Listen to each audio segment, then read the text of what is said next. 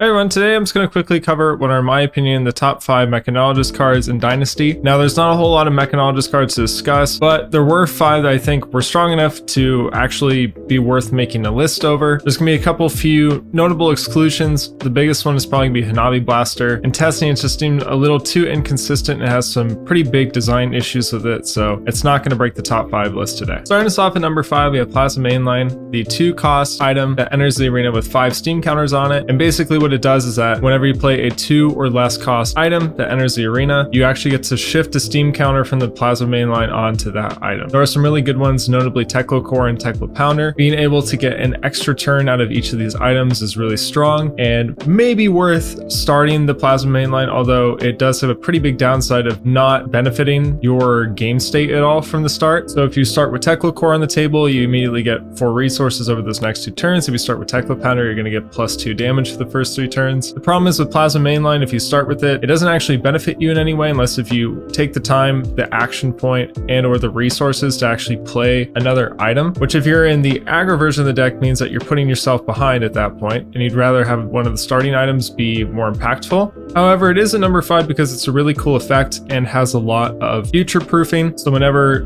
we start adding more Mechanologist items into the card pool, we get to go back and look at Plasma Mainline and see if this is a item that can really help benefit some of the new support that gets added in future sets. So I think this is a card that right now doesn't seem very strong, but in future sets could become quite impactful. Coming in at number 4, we have Jumpstart. Now, Jumpstart is actually a really cool card, mainly because it has the exact same stat line as Zipper Hit. The red is a 5, the yellow is a 4, and the blue is a 3. What makes Jumpstart really cool is its interaction with Hyperdriver, where if you have a Hyperdriver in the arena, then you actually get your Jumpstart discounted by 1, which is really good and actually opens up a really interesting play line where an aggro deck could start with Hyperdriver on the table or could essentially play one at some point along the way and then play a 0-cost boost attack. So let's say something like 0 to 60, and then your Jumpstart gets reduced by 1 because of the Hyperdriver, and now you have a free resource from the Hyperdriver because you boosted the 0 to 60, and now you can play the Jumpstart for free. So that's a 2-card hand that does 9 damage, which is above rate. So that's actually a really cool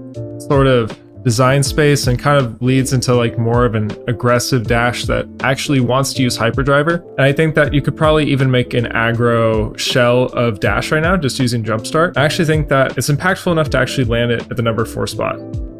Coming in at number 3, we have the Construct Nitro Mechanoid, which of course turns into the Nitro Mechanoid, the absolute exodia of Dash. You may be surprised why this comes in at number 3. The biggest reason why is it's hard to pull off, right? And of course we would expect that from something so powerful as having a 5 temper. 5 temper, by the way, that's like, what even?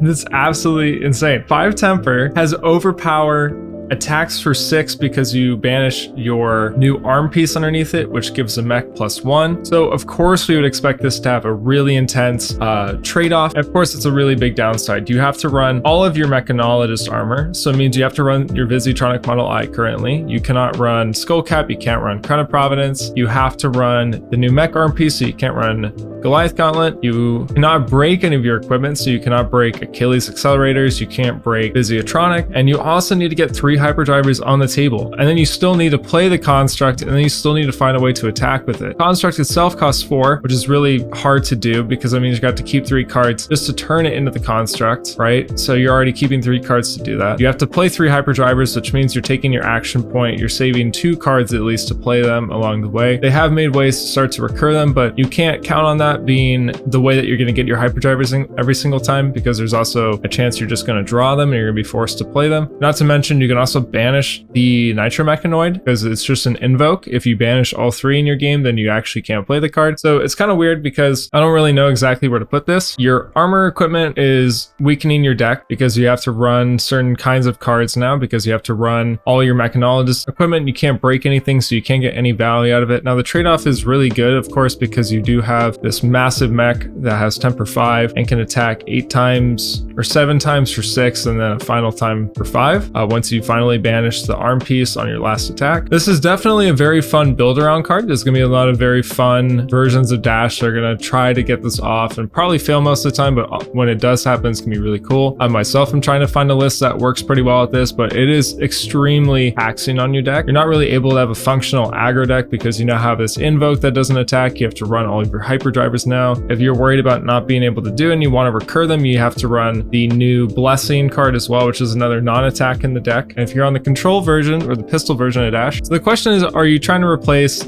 the pistol control version of Dash with this? Are you trying to replace the end game of Plasma Purifier and Induction Chamber with the Nitro Mechanoid? Because you can have some really explosive high octane lines with this, and I'll actually make a short video covering the highest damage line you can do with Nitro Mechanoid. We're able to attack with it 8 times in one turn, which is pretty crazy. But the honest answer is that it's probably worse, unfortunately, because it's just so much setup and you can't do damage in between that point. Even the high end of what you can do with this card late game with high octane is pretty good. There's still plenty of pistol lines where you can get close to the same amount of damage, but of course you still have the consistency throughout the game. You're still pushing damage on your opponent. You don't have to run all these big downsides to your deck. You're able to run more significant, impactful equipment. You're able to actually use your equipment for their effects and break them and not have to worry about that. And you don't have to basically go through this really big puzzle basically to eventually get this thing out. But regardless, it's a really cool card. It lands in at number 3 because it is cool enough to make it, but the next 2 I think are just more competitively viable. The cards underneath it on the list I think are probably not going to see a whole lot of play. Jumpstart may actually see more play than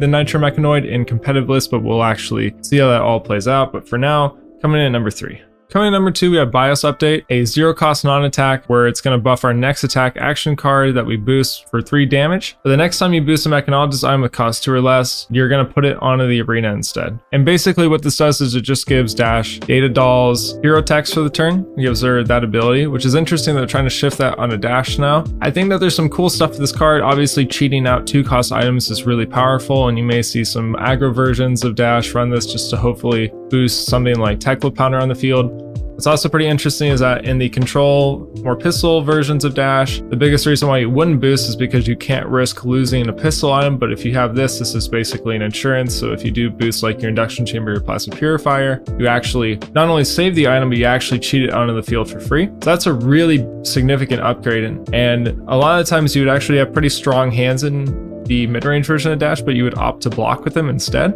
because boosting was too much of a risk because of that plan. But with BIOS Update, you're able to do that now. So oddly enough, I actually think it fits in both shells of the deck. Obviously, if your control version of Dash runs more generics, you're going to run a risk where you may just boost one of those instead. So we'll see in the future if they make cards like this that actually bail you out if you boost a generic. Maybe it'll give you your action point back. That would be pretty cool.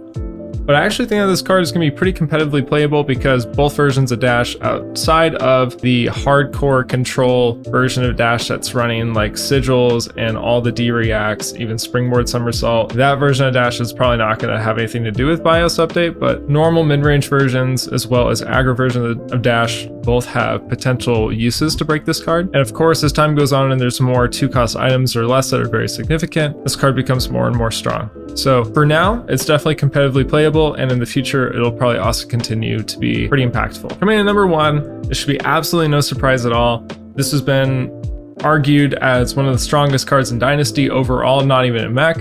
So let's jump into it. Our 4 attack for 1, blocks 3, has boost, but this is the most important part of it. When this attacks a hero, they reveal X cards from their hand, where X is the number of times you boosted this combat chain. Choose an action card with defense less than or equal to X, then add it to the chain link as a defending card. What should be noted is that Pulse Wave Harpoon counts itself. This is like T-Bone, where the boost is an additional cost to playing the card, so by the time that the attack is resolved on the chain and its effect triggers, you have already boosted it, and that's added to the calculation. So on a normal 4-card hand, assuming that you need to pitch and we're not doing anything with hyperdrive or anything like that, let's assume a normal 4-card hand, you're going to be boosting 3 times, including the Pulse Wave Harpoon. So at that point, your opponent has to show you 3 cards in their hand, and you're going to be able to take any of the action cards because there are no action cards that have more than 3 defense. So this is an insane card.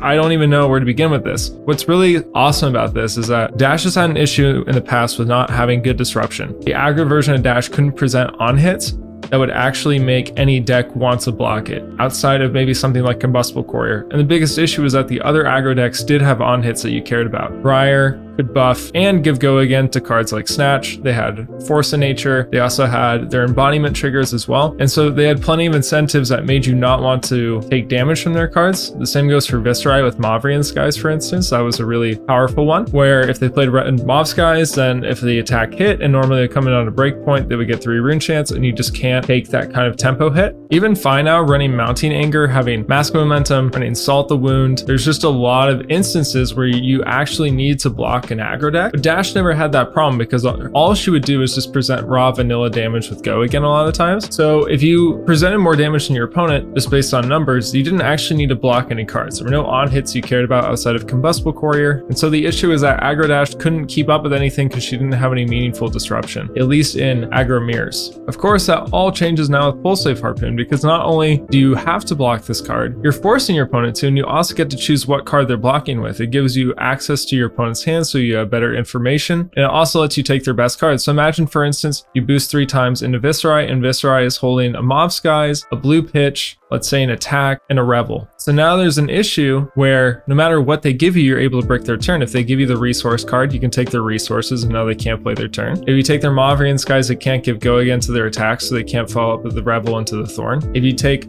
the Revel, then you cut out basically 5 damage on that turn. And if you take the attack, they have nothing, they can't do anything with their turn at all. So for instance, that hand you completely shut down and they have no way to interact with that. You can do the same thing in Briar, and in Fi you can take either their starter or their finisher, right? That forcing a card on your last chain link that ruins their entire turn is too backbreaking. I think that's the biggest thing, is that if your opponent was going to block early and go next on their hand because they knew it wasn't going to work, that would be one thing. But the fact that you can attack your opponent multiple times, assuming they're taking the damage, at the very end basically fork them and then hit them with an effect that ruins their turn, but then they can't go back and reblock, right? So they've taken the damage, they now have a hand that doesn't work anymore. You snuck in a bunch of damage and now you're ahead in the game. Not to mention if they block with the card before, then you get more options, right? If they block with a card previously before you play Pulse Wave, then you're getting their entire hand at that point. And there's just too many good instances of where this card is going to absolutely ruin certain decks. There are some decks where it's probably not going to be as effective,